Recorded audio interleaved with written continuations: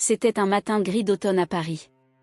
Isabelle, veuve enceinte de 32 ans, s'est réveillée avec le vide habituel qui la consumait depuis le départ tragique de son mari bien-aimé, Pierre, il y a 6 mois.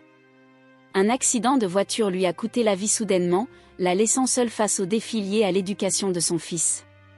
Isabelle se leva du lit et entra dans le salon, ses pieds nus glissant sur le parquet froid. Son regard tomba sur les cartons encore déballés des affaires de Pierre. Elle prit une profonde inspiration, rassemblant des forces pour se replonger à nouveau dans les souvenirs évoqués par ces objets. « Il est temps de passer à autre chose, Pierre », murmura-t-elle, comme s'il pouvait l'entendre de partout où il se trouvait.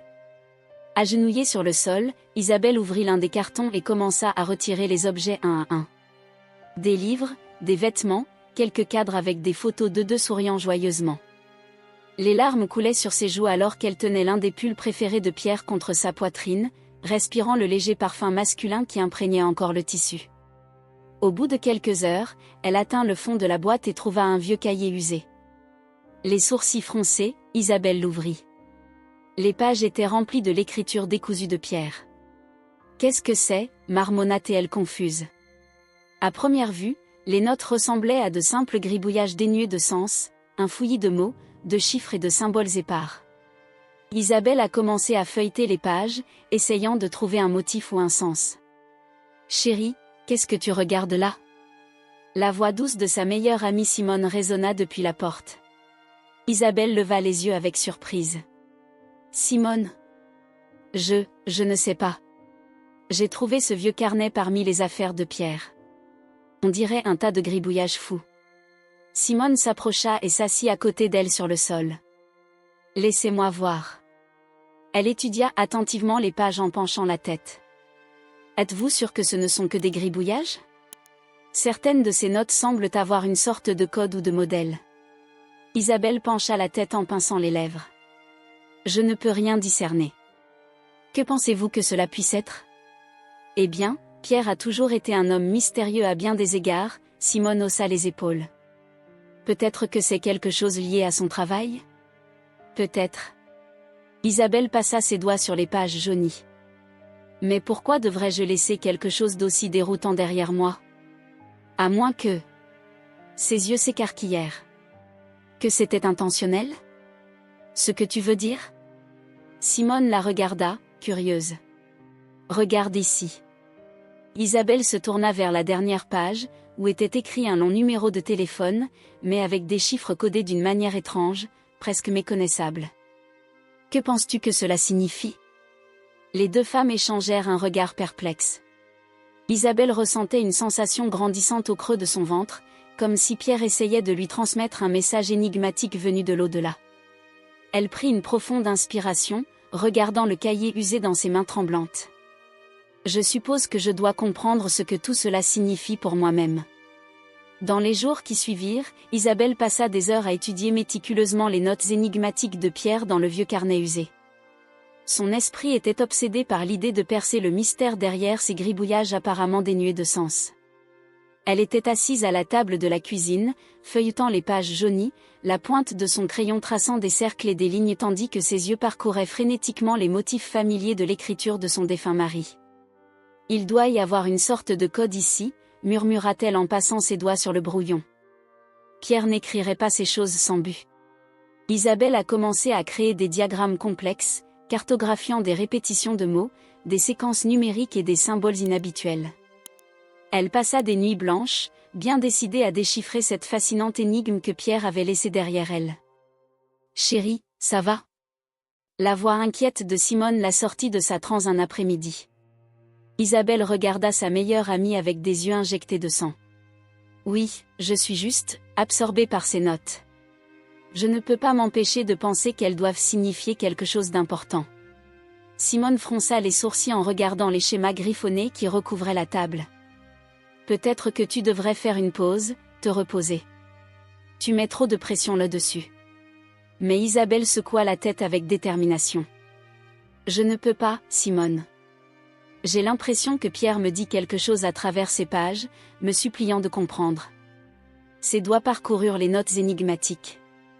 C'est comme s'il y avait un dernier mystère à résoudre. En soupirant, Simone hocha la tête en signe de solidarité avec la souffrance de son amie. Elle approcha une chaise et rejoignit Isabelle à table. Très bien, alors montre-moi ce que tu as déjà découvert. Peut-être qu'une nouvelle paire d'yeux pourrait t'aider. Ensemble, ils passèrent les heures suivantes à décortiquer chaque détail, chaque indice possible caché dans les lignes tortueuses de l'écriture de Pierre. Isabelle se sentit revigorée par le soutien de Simone, sa détermination étant plus vive que jamais. C'est alors qu'Isabelle se tourna vers la dernière page du cahier et son cœur battit plus vite. Un long numéro de téléphone y était inscrit, mais les chiffres étaient masqués par un codage complexe. C'était la même séquence de chiffres qu'elle avait remarquée des semaines auparavant. Simone, je pense que c'est la prochaine étape. Elle traça le numéro énigmatique avec son doigt. Quel que soit le message que Pierre voulait me transmettre, la réponse doit être de l'autre côté de cette ligne. Simone hocha lentement la tête. Alors il est temps de passer l'appel. Isabelle ressentit une bouffée de nervosité en regardant les numéros codés. Mais elle savait que c'était le seul moyen de percer enfin le mystère derrière les notes énigmatiques laissées par Pierre. Le cœur d'Isabelle battait à tout rompre tandis qu'elle regardait le téléphone devant elle sur la table de la cuisine. Les chiffres codés du mystérieux numéro trouvé dans le carnet de Pierre étaient griffonnés sur un morceau de papier à proximité. Elle déglutit difficilement, essayant de rassembler son courage. Ce qui se cache derrière cet appel pourrait ouvrir la boîte de Pandore des secrets que Pierre a emportés dans sa tombe. Isabelle n'était pas sûre d'être prête à faire face à de telles révélations. « Allez, tu peux le faire », l'encouragea Simone avec un signe de tête de soutien. Prenant une profonde inspiration, Isabelle décrocha le téléphone en serrant la main et commença à composer méticuleusement le long numéro codé. Chaque contact semblait résonner pendant une éternité tortueuse. Finalement, une voix féminine répondit à l'autre bout du fil. « Bonjour ». Isabelle se figea, son cœur bondissant dans sa gorge. Elle jeta un regard désespéré à Simone, qui lui fit signe de parler. Se raclant la gorge, Isabelle parvint à retrouver sa voix. « H bonjour. J'ai trouvé ce numéro dans les notes de mon défunt mari Pierre Lamotte. » Il y eut une longue pause avant que la femme ne réponde prudemment. « Ah, oui, j'espérais que ce jour viendrait tôt ou tard. »« Ce que tu veux dire ?» Le cœur d'Isabelle se mit à battre encore plus vite. « Qui es-tu » ? « Je m'appelle Dr Élise Mercier. Je supervisais le traitement expérimental que recevait votre mari. » Isabelle pâlit et faillit lâcher le téléphone de ses mains. « Un traitement ? Quel traitement ? Pierre ne m'a jamais rien dit d'eux. »« J'ai bien peur que votre mari ait choisi de garder le secret », l'interrompit gentiment le docteur Mercier. « On lui a diagnostiqué une forme agressive de cancer du pancréas en phase terminale environ 1 an avant sa mort tragique. En l'absence de remède connu, le seul espoir était de s'inscrire à une étude clinique expérimentale que je dirigeais. » Isabelle se retrouva essoufflée, comme si elle avait reçu un coup de poing au ventre. Simone s'approcha rapidement, le visage pincé d'inquiétude. « Ça ne peut pas être vrai », balbutia Isabelle au téléphone, les larmes commençant à couler sur ses joues. « Pourquoi Pierre ne me l'a jamais dit ? Pourquoi m'a-t-il caché quelque chose d'aussi important ?» Le docteur Mercier soupira profondément. « Je suis vraiment désolé, Isabelle. Votre mari m'a supplié de garder tout cela complètement confidentiel. Il ne voulait pas vous inquiéter davantage, surtout avec le bébé en route. Pierre espérait sincèrement que le traitement expérimental fonctionnerait pour qu'il puisse.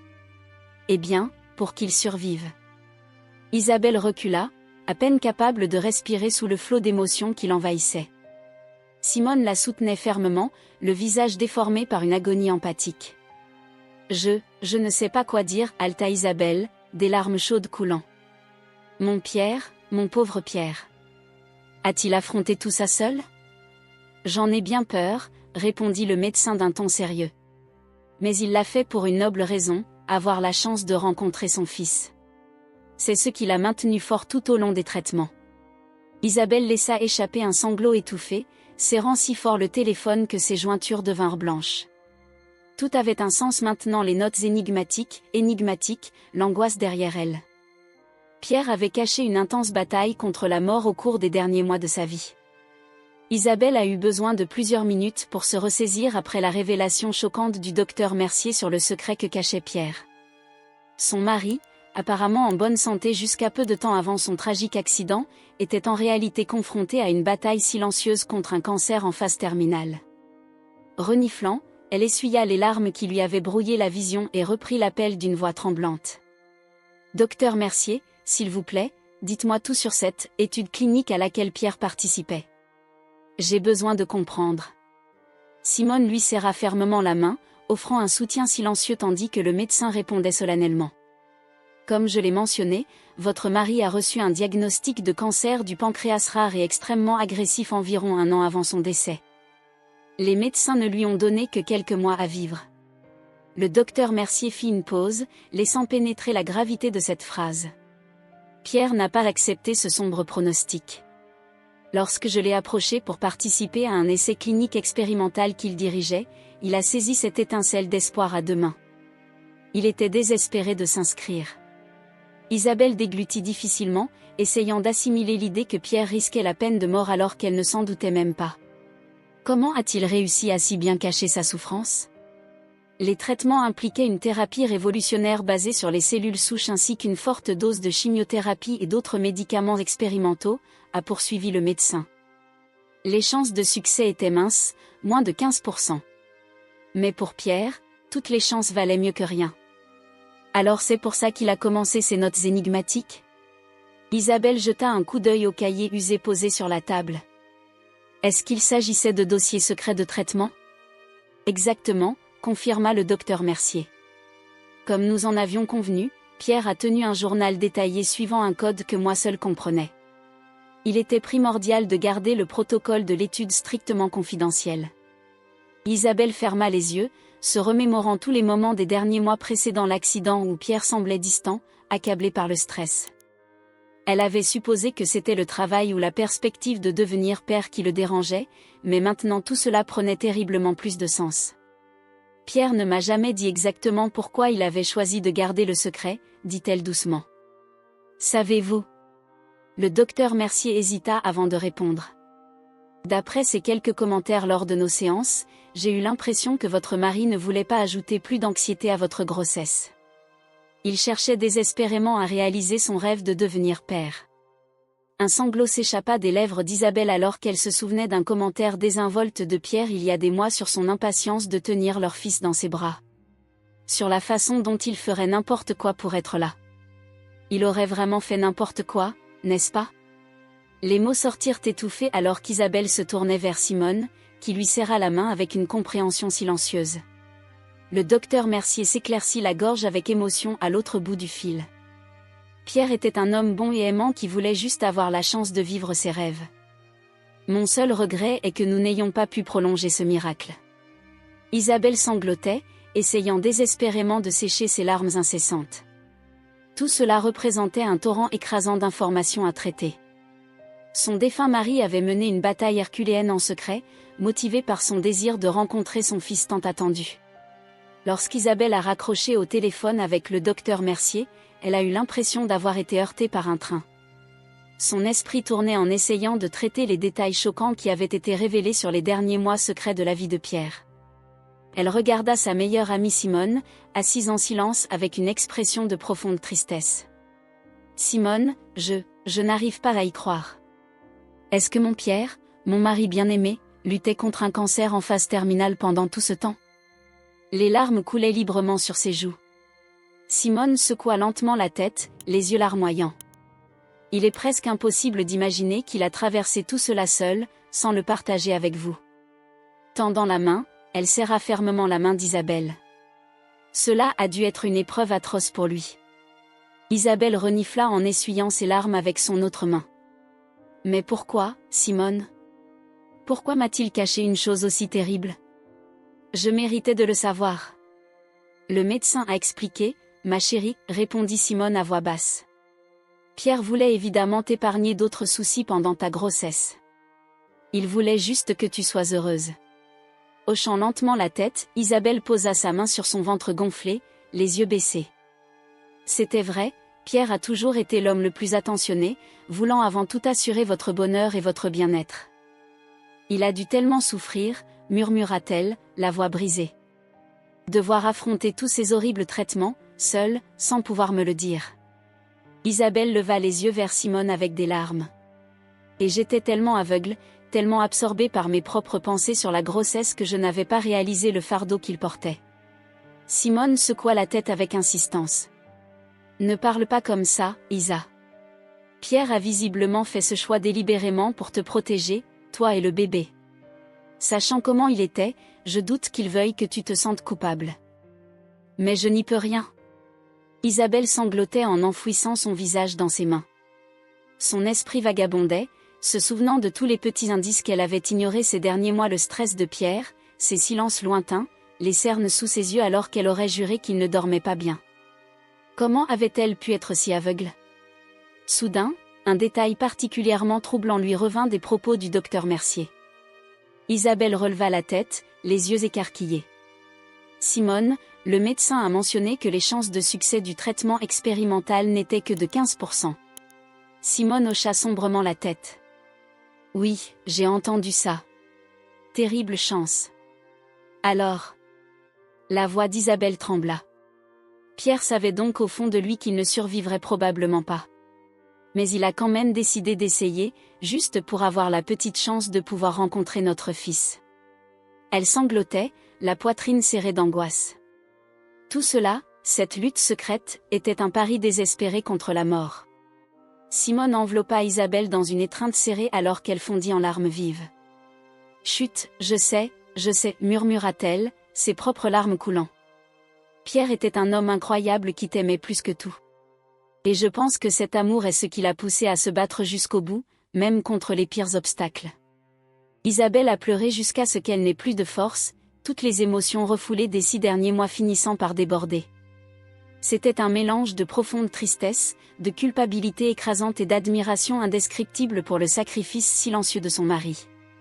Connaître tous les détails choquants n'a fait que rendre sa perte encore plus dévastatrice.